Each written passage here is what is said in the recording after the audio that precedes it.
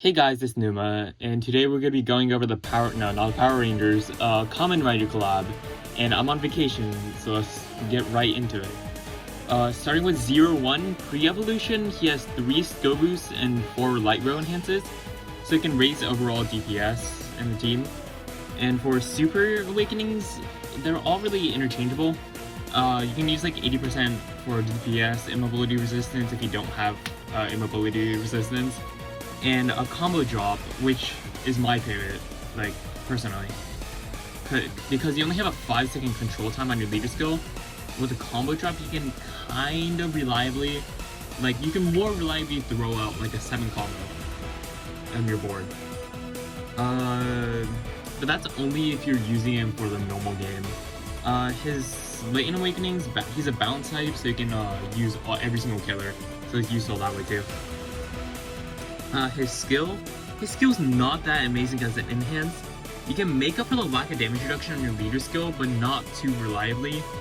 I guess it's powerful in the sense that you can get a quick 100% damage reduction skill with some type of damage boost, but that's only if you have a hefty 34 skill boost in your party.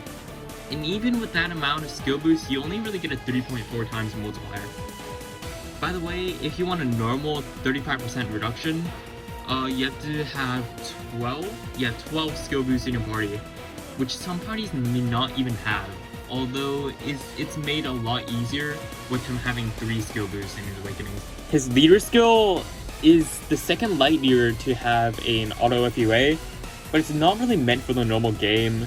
It has that fixed orb movement, which can technically be an advantage, because your control time can't get reduced either by characters like Scarlet.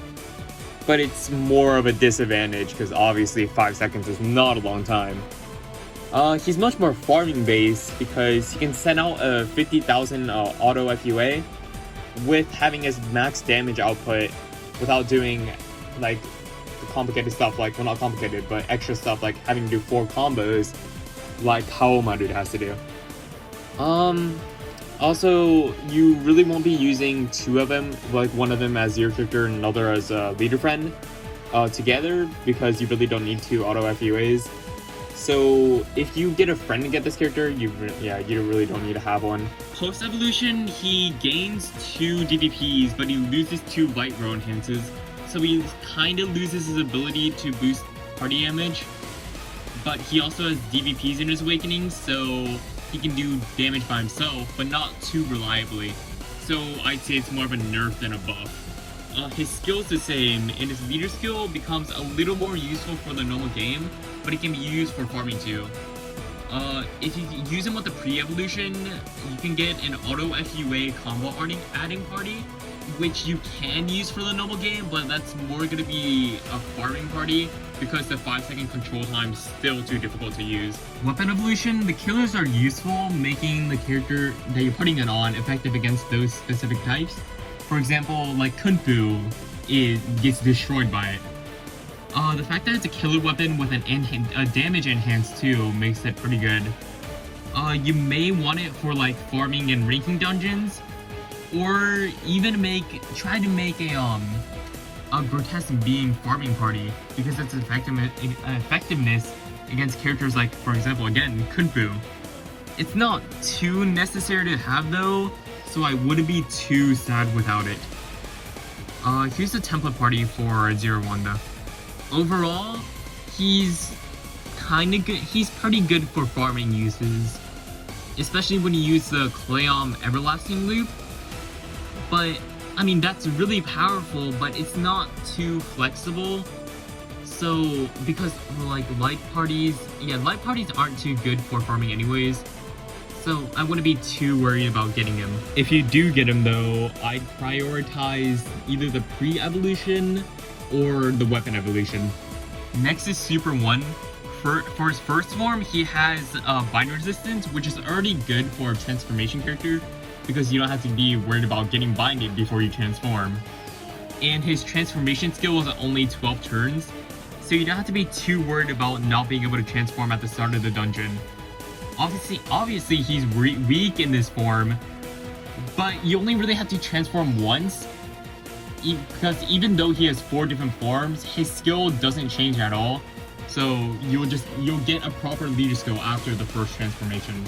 His second form, Elect Hands, or I guess Electric Hands, gains actual awakenings, which makes him a good DPS character. There's an issue with transformation characters though, where they don't have super awakenings, and you can't level them up to 110, which means they'll have lower stats, so that's a bit of a disadvantage. His leader skill is perfectly viable, having ample survivability, as well as having a high damage multiplier. His survivability is also made easier than many leaders because there's no color requirement, and unlike characters like Halloween Madu, he can put up his shield without using his max damage, making it easier for him to stall. You just need to make sure to get a sub for his healing, because he's lacking in that area. He's not top class though, due to not having the meta abilities like the 764 or an auto FUA, and he's an attack type only leader, so you're pretty limited. His skill is a 3-turn orb conversion, which is pretty good, but once you have the skill, you can never go back to the previous transformation, so pick and choose the right timing to use it. As for this skill though, you can just throw it out whenever you want, so you can just transform to the next skill, or next form, sorry. As for his third form, Thermal Hands, nothing changes but his skill, but his skill is super powerful to the point that I really wouldn't want him to leave that form. It's a 3-turn awaken, a full awaken bind healing, so busted if you ask me.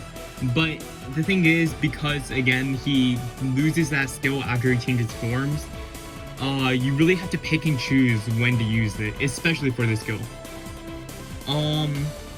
Another interesting about this character as a whole, his skill is only 3 turns, so it really doesn't matter if you get a skill delay resist, or skill delay.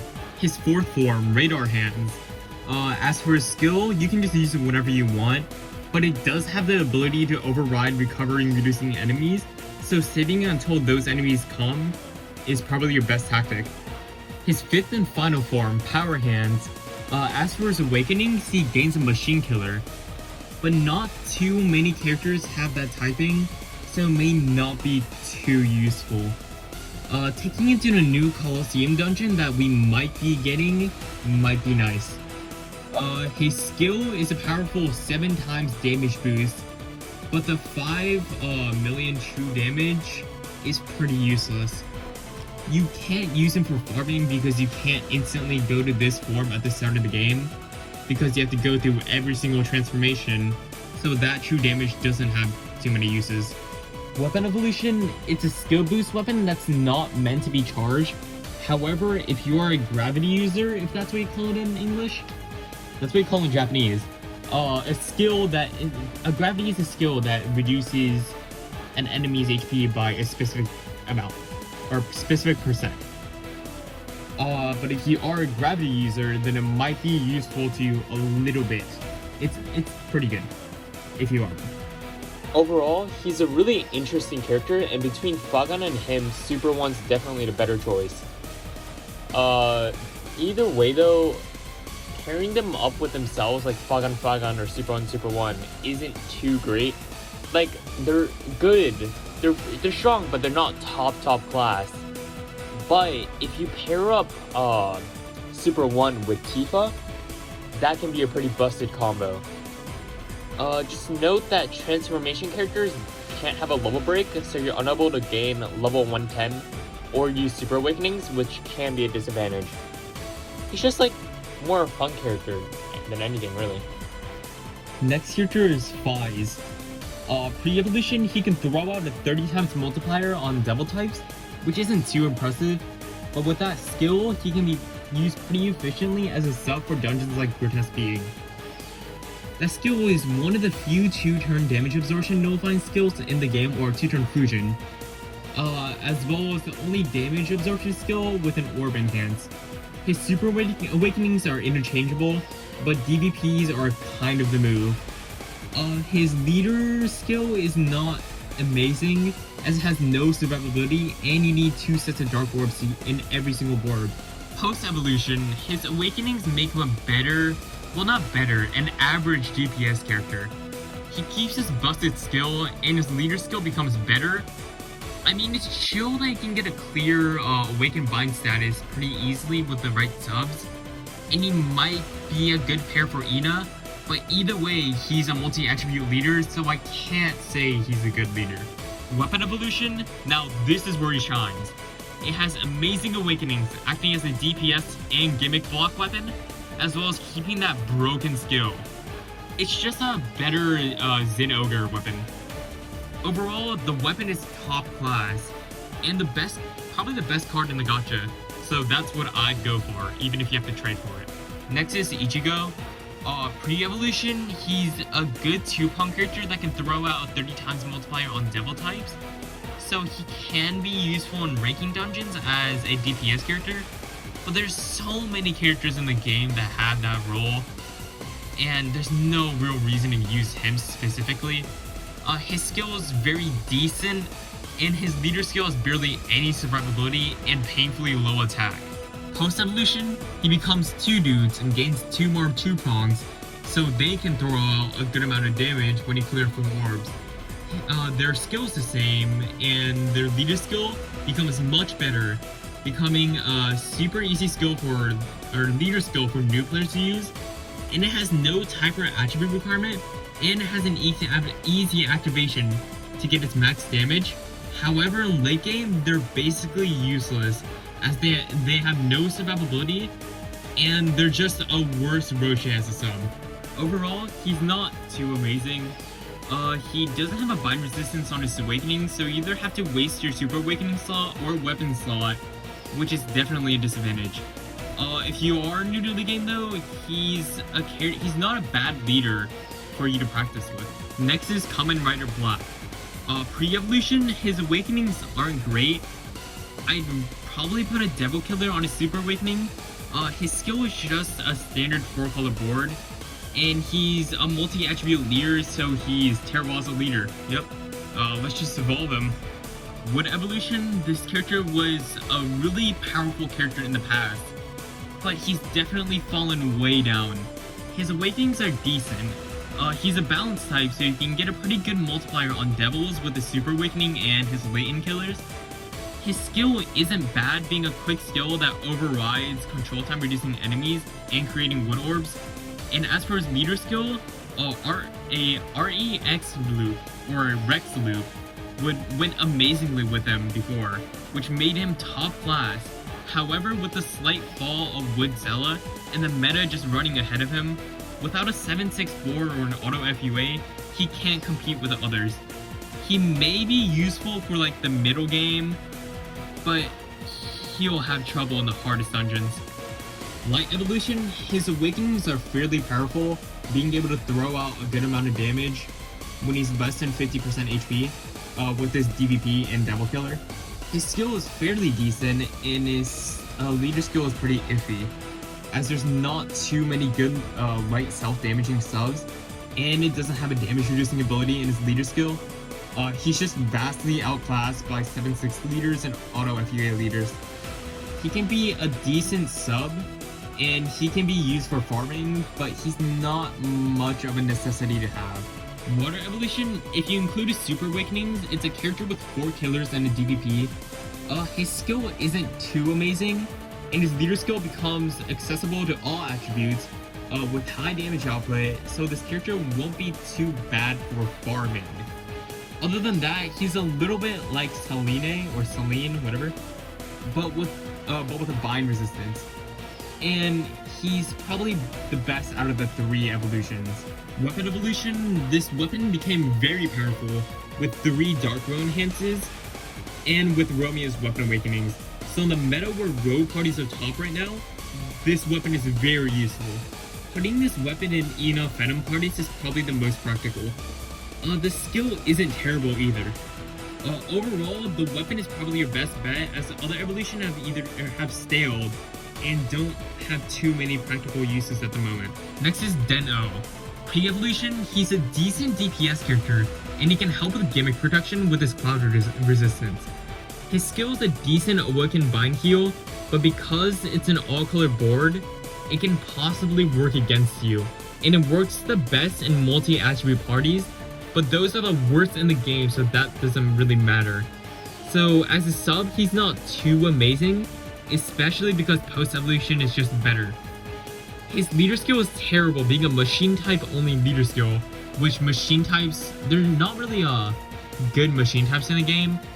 And he's a multi-attribute leader, and he has difficult activation where you have to do 8 combos. Post-evolution, he keeps everything but his awakenings, and the change makes him a much better DPS or Awaken Bind healer character, especially with a guard break, but he doesn't have a DBP, his super awakenings aren't amazing, and he's a fire attribute, so he's not gonna have too many uses because fire attributes aren't that good. Weapon evolution, it's a pretty good jammer block weapon that comes with a damage buff, as well as having an Awaken Bind heal skill, so it's a pretty good weapon, but jammer blocks aren't too necessary to have, so having that weapon is not too important. Overall, post-evolution is good as a sub, but he's kind of getting stale. Also, fire parties aren't good, so weapon evolution is probably the way to go. Next is Xade. Pre-evolution, he's a pretty good healing character, but the fact that his skill doesn't create heal orbs, and it's a DPS skill instead, kind of lowers its value. His skill is pretty good DPS wise, but it doesn't fit his role at all. His leader skill has 0 survivability, so it's not too great. Post-evolution, he has 5 L shapes if he includes Super Awakening, and he has a good confirmed conversion skill, so he can be pretty useful for ranking dungeons and for farming. But because he's a double light attribute, his value kind of drops because his attack time increases for no real reason. His leader skill may be useful for new players, but for experienced players, he's pretty bad for late game. Weapon evolution, it's an L-shaped weapon, so it already has value, and it has an immobility resistance added onto it, as well as light orb enhances, so the weapon is near the best in the gacha, as it also has a very powerful skill for light parties. Overall, post-evolution can be useful, but the weapon has many more great uses. Now with the 5 stars, starting with Fourze, he's one of the orb scene characters. As a DPS role, he has 2 7Cs and either a DPP or Gem Plus on his Super Awakenings. And he's a balance type, so you can freely add killers. So he's not bad as a DPS role, or somewhat a support DPS. His skill is also a 10-10-10 tricolor board, which one of the colors is heal. So you can kind of reliably get a DPS or DVP and a FUA on a 5-6 board, but it's not nearly as good as a confirmed 15-15 board, so it may not have all that many uses. His leader skill lacks a lot of survivability, so he won't be used as one. Weapon evolution, it's an L-shaped weapon, so again, it has a good amount of value already, and it also comes with 2 jammer blocks and a control time extension, so it can come in handy as a DPS/orb unlock, as well as for gimmick protection, although jammer blocks aren't too necessary again, like I said earlier. The weapon keeps his confirmed 10-10-10 board skill, so if you want the character for his skill, I'd go for the weapon evolution. Overall, he's a pretty good character, but I wouldn't worry too much about getting him, and don't stress too much about having to buy him either if you're low on money. Next is Double. Pre-evolution, his awakenings are decent, and his leader skill is pretty bad, but showing some possibilities as a ranking dungeon leader. But his skill is top class. If you know who Carrot is, and you know her strength, then you can understand how strong this character is being a 3-turn version of her. If you don't know, he holds one of the best, if not the best, damage enhance in the game, making him amazing for farming for normal play and maybe even for ranking dungeons. Weapon evolution, it keeps the skill and it even increases control time by 1 second, raising its value even higher. Overall, this character is definitely one of the best in the gacha, and he's worth every penny in the shop, so I definitely recommend just grabbing him. The weapon evolution is probably the way to go, as the base doesn't have that too many amazing stats. Next is V3.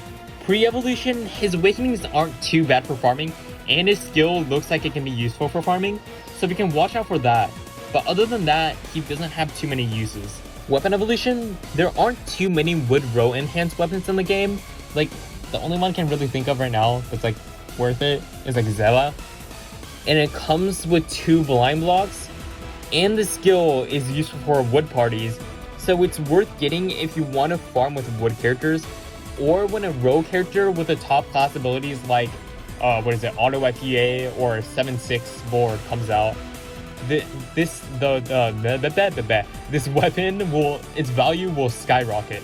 Overall, this weapon is pretty great, so it should be a priority. Next is Amazon.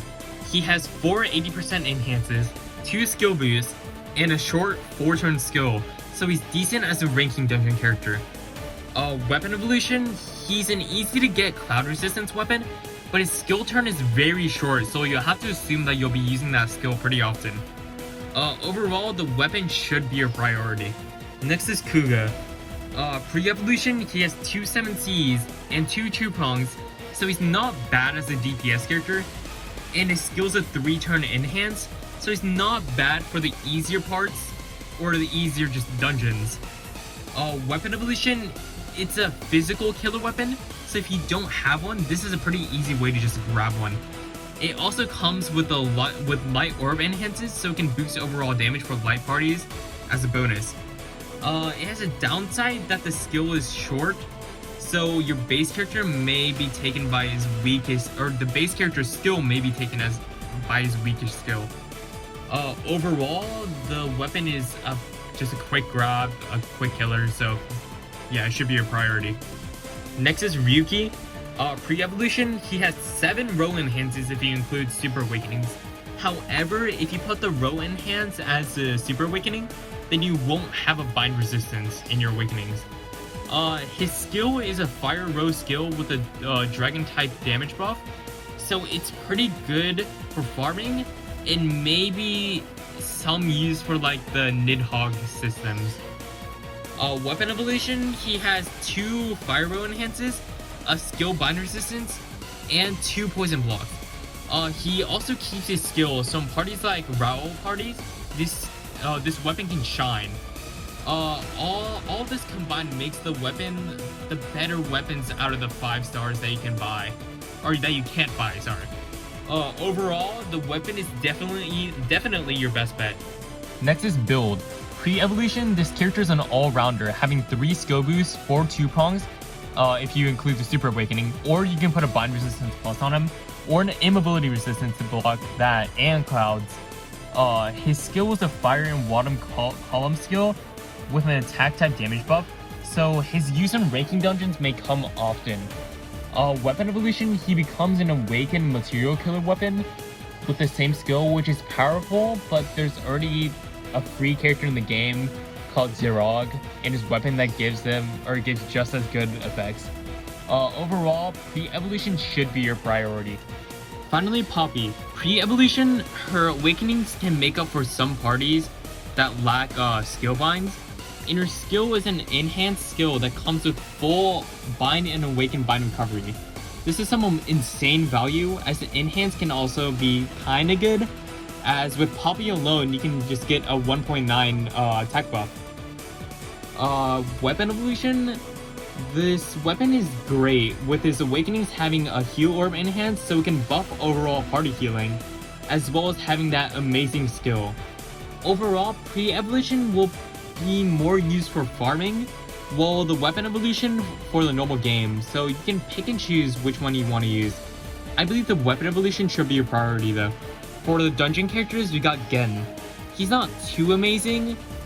His awakenings are pretty bad along with his super awakening, but his skill, the skill that removes locks and creates a roll of dark, there's only one other character with this type of skill, being Pixel Shantatat from the, I don't know if that's how you say your name, but that's from the Final Fantasy collab. So if you want to get this character as a replacement for her in farming parties, for like Ina, he may be just worth a grab. Only issue is that you can't assist him, so you have to deal with his bad stats. Next we got Oga and Shadow Moon, because neither of them are really that useful. Oh sorry, Oja. Ojo is just a bad dragon killer character, and Shadow Moon is just a bad 2-prong character. Their skill is virtually useless as well. Now with the monster exchange characters, we got Stronger. He's an interesting character, allowing you to block poison with a 60% chance, and doing some damage with a 50% or less awakenings, but he's not too necessary to grab, really. Grab him if you have some leeway in time or just like rainbow coins, whatever it's called. Next we got Zio. He's not too amazing, but his skill is a little interesting, being very similar to Reiwa's skill. So if you don't have Reiwa, or you don't want to grind for her skill, then he's not too bad if you want to get like practice. Finally, with the monster port characters, we got Momotaro's. This character is pretty good, having a super powerful breath and an auto FUA leader skill, so if you're not too low on monster points, I say just grab him because he's super useful for farming. Alright guys, that's gonna be the end of this video. This gacha is pretty great with there not being an absolutely terrible character in the lineup. As the 5 stars also have super good weapon evolutions, it's definitely worth a few shots even if you don't think you can get the top characters. The top characters also cover a wide range of uses, like 0-1 being used for farming and Fies being a 2-turn Fujin, so he's good in a normal game. So you don't really have to worry about them gathering dust in your box. If y'all enjoyed this video, drop a sub, leave a like, drop a comment what you think, and if y'all check out the Patreon in the description, I'd really appreciate it. Yeah, I'll see y'all later. Peace.